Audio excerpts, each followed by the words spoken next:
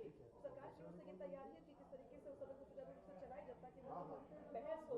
तो तैयारी विपक्ष की ओर से भी पूरी है, सरकार की ओर से भी पूरी है, लेकिन हाँ, कार्यमंत्रणा की बैठक में ये देखना होगा कि कितने दिनों का ये मानसून सत्र होगा और कितनी किन किन विधेयकों को किन किन जो चीजें होती हैं उस विधायी कामकाज कितना ज्यादा हो पाएगा इसमें अनुपूरक बजट के अलावा।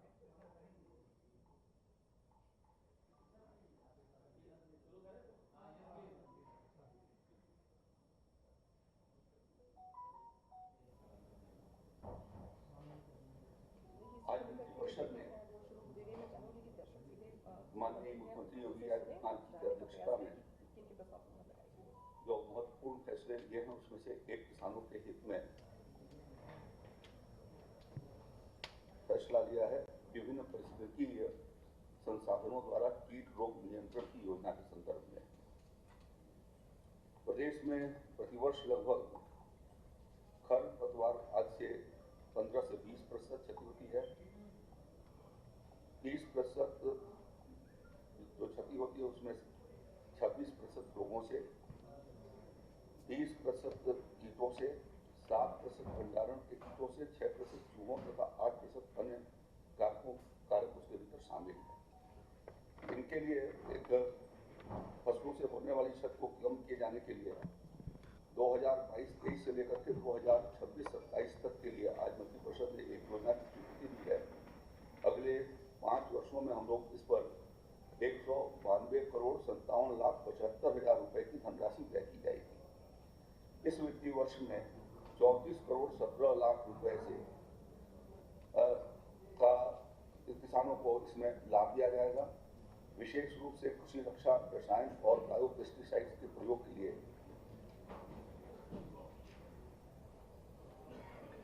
पर्यावरण संरक्षण और विष रहित खाद्यान्न किसानों को उत्पादन हो सके, इसके लिए बायो पेस्टिसाइड और बायो एजेंट्स पर यह हमारी यहाँ राज्य की 9 IPM प्रयोगशालाएं हैं जहाँ पर इनका निर्माण किया जाता है, उत्पादन किया जाता है। उसमें 75% अनुदान पर उनको उपलब्ध कराया जाएगा, जिसमें ट्राइकोडर्मा और ब्यूवेरिया बेसियाना और बायो एजेंट्स शामिल हैं।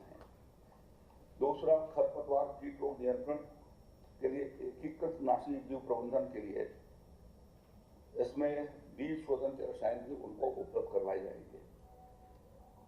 लघु सीमांत कृषकों को खरपतवार कीट रोग के नियंत्रण हेतु 50% अनुदान देने की योजना प्रस्तावित है।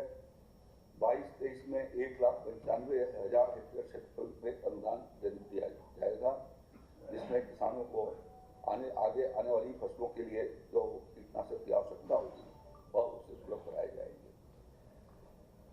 कृषकों को प्लांट प्रोटेक्शन की दृष्टि से foot sprayer, knapsack sprayer, power sprayer आदि कृषि रक्षा यंत्रों पर 50% का अनुदान दिया जाएगा। जो मानव चालित हैं उनके ऊपर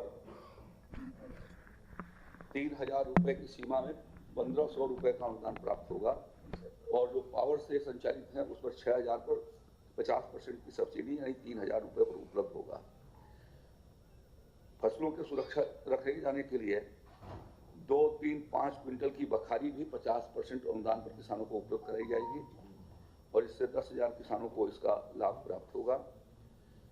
IPM प्रयोगशाला का सुदृढ़ीकरण और कीट रोग के प्रयोग, उनके सर्विलेंस और साथ ही फसलों की निगरानी निदान प्रणाली के लिए तकनीकी प्रशिक्षण के भी कार्यक्रम इसके साथ आयोजित होंगे। तो इस प्रकार से आज ये उत्तर प्रदेश के किसानों की इस योजना में 2017 से 22 के बीच में 11,58,321 किसान लाभान्वित हुए थे।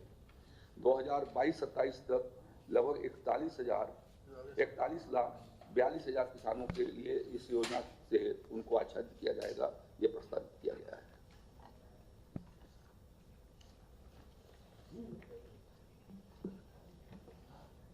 नगर विकास विभाग का एक प्रस्ताव, एक नहीं बल्कि 12 प्रस्ताव पास हुए हैं, जिनमें 4 नए नगर निकायों के, नगर पंचायतों के गठन का प्रस्ताव था, जिसमें कुशीनगर की मथौली, देवरिया जिले की हेतिमपुर जो माननीय शाही जी के क्षेत्र में आता है, इनका बहुत आग्रह भी था।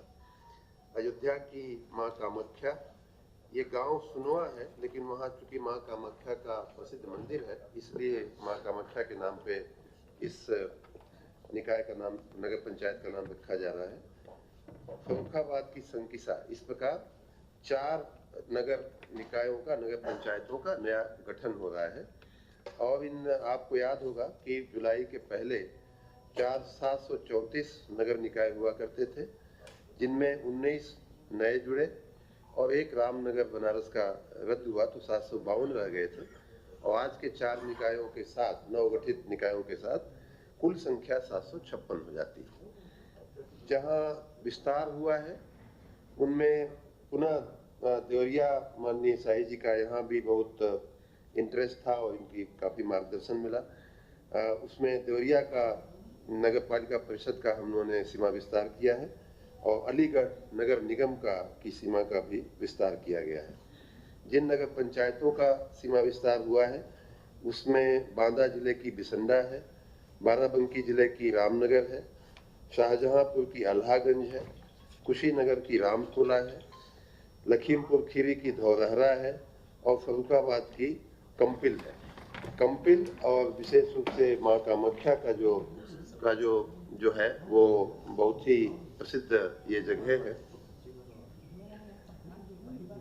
हाँ, मतलब पुरानी एक संकिसा भी एक पुरातन सिटी है। कंपिल, जैसा मैंने कहा कि एक प्राचीन और पर्यटन के स्थल हैं। अयोध्या की माँ कामाख्या बहुत ही प्रसिद्ध मंदिर है। तो इन 3 विशेष क्षेत्रों के विकास और सामान्य रूप से शहरीकरण की प्रक्रिया को, माननीय मुख्यमंत्री जी की मंशा अनुसार शहरीकरण की प्रक्रिया को तेज करने के लिए, और आप सबको मालूम है कि देश के और प्रदेश की अर्थव्यवस्था में शहरी क्षेत्रों का बहुत योगदान होता है, तो हम उस योगदान को और भी बेहतर कैसे बढ़ावें, कैसे उसको हम और भी गति दें, इस आशय से इन नए नगर निकायों का गठन और सीमा विस्तार किया गया है। एक सवाल था कि उत्तर प्रदेश सरकार निकायों को स्वावलंबी बनाने के लिए इस दिशा में प्रयास कर रही है, क्योंकि पिछली अगर देखा जाए ट्रैक रिकॉर्ड निकाय जो है बहुत नुकसान में रहे। भारत सरकार से लोगों को ग्रांट मिलता था, प्रदेश सरकार से। तो अभी निकायों को अपने पैरों पे खड़ा होने के लिए, उनके आय में सुदृढ़ बनाने के लिए इस दिशा में क्या? निकायों को हर प्रकार से उनकी कैपेसिटी, उनकी क्षमता में वृद्धि करने का चौतरफा प्रयास किया जा रहा है।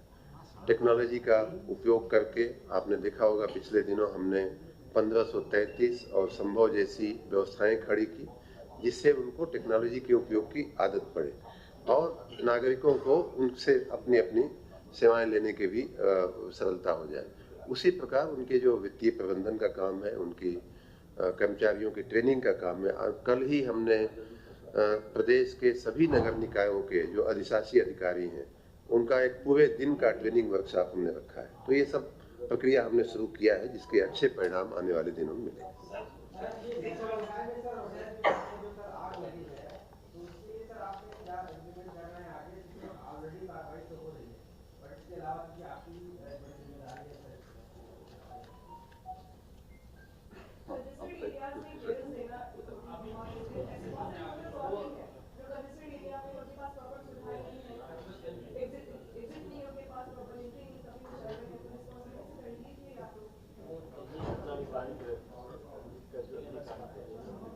इसकी हम अलग से बात करेंगे और इसकी विशेष हम लोग चिंता भी करेंगे। एक महत्वपूर्ण जानकारी आपको दूं, जिसका आज मंत्रिपरिषद ने फैसला किया है। वर्षाकालीन पावर सत्र का 19 सितंबर से शुरुआत हो, इसके लिए मंत्रिपरिषद ने आज निर्णय किया है। माननीय श्री राज्यपाल जी के पास उसका रिकमेंडेशन भेजा है।